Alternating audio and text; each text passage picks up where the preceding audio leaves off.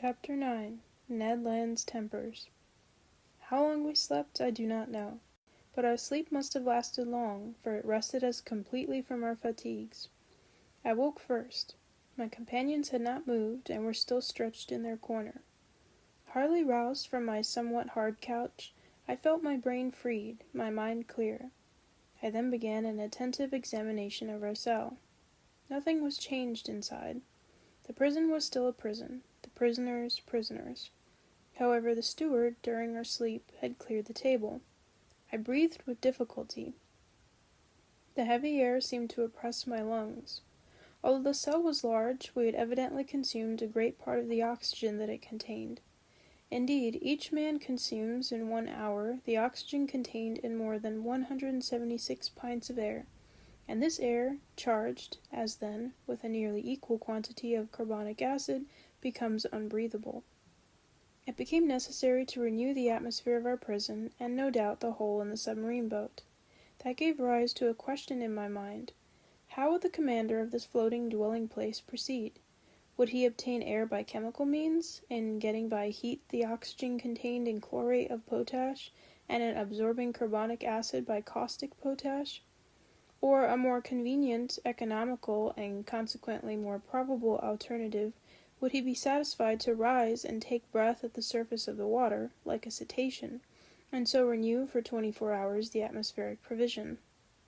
In fact, I was already obliged to increase my respirations to eke out of this cell the little oxygen it contained, when suddenly I was refreshed by a current of pure air, and perfumed with saline emanations. It was an invigorating sea breeze, charged with iodine. I opened my mouth wide, and my lungs saturated themselves with fresh particles. At the same time I felt the boat rolling. The iron-plated monster had evidently just risen to the surface of the ocean to breathe, after the fashion of whales. I found out from that the mode of ventilating the boat.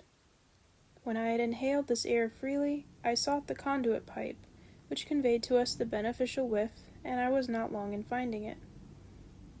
Above the door was a ventilator, through which volumes of fresh air renewed the impoverished atmosphere of the cell. I was making my observations when Ned and Conseil awoke almost at the same time, under the influence of this reviving air. They rubbed their eyes, stretched themselves, and were on their feet in an instant. "Did master sleep well?" asked Conseil with his usual politeness. "Very well, my brave boy. And you, Mr. Land?" "Soundly, Professor. But I don't know if I'm right or not. There seems to be a sea breeze." A seaman could not be mistaken, and I told the Canadian all that had passed during his sleep. "Good," said he. "That accounts for those roarings we heard when the supposed narwhal sighted the Abraham Lincoln." "Quite so, Master Land. It was taking breath. Only, Mr. Aronnax, I have no idea what o'clock it is, unless it is dinner time." "Dinner time? My good fellow, say rather breakfast time, for we certainly have begun another day." "So," said Conseil, "we have slept 24 hours? "That is my opinion." "I will not contradict you," replied Ned Land. "But dinner or breakfast, the steward will be welcome whichever he brings.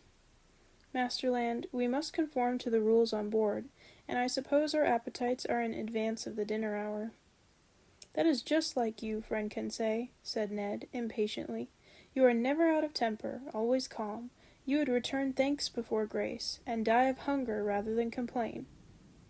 Time was getting on, and we were fearfully hungry, and this time the steward did not appear.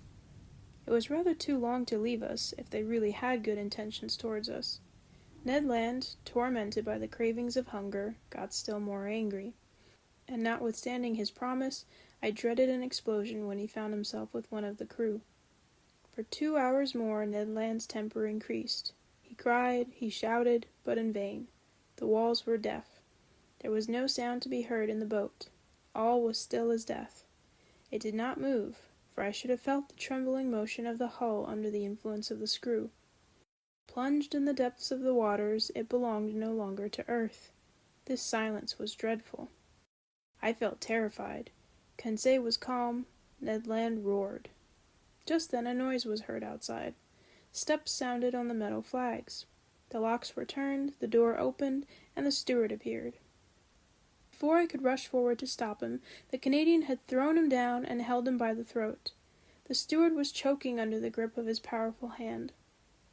Conseil was already trying to unclasp the harpooner's hand from his half-suffocated victim, and I was going to fly to the rescue, when suddenly I was nailed to the spot by hearing these words in French. "Be quiet, Master Land, and you, Professor, will you be so good as to listen to me?"